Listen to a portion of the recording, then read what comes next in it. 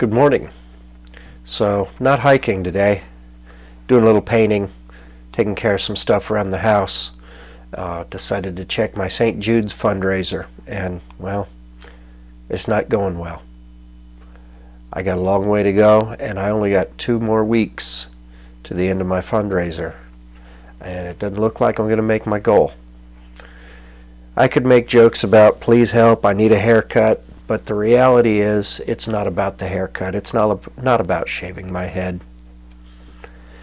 It's about all the good that St. Jude's does.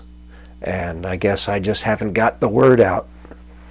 So, check it out. Check out the link below. And do what you can.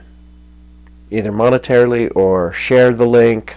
Just help me get the word out about the awesome stuff that this incredible organization does. And I'm still going to go through with the head shave, although since I'm probably not going to make my goal, I may not shave it completely, but I do need a haircut. It's starting to bug me, and most of the snow is melted, so I don't need it to keep my head warm. So I think it is time to get the trim.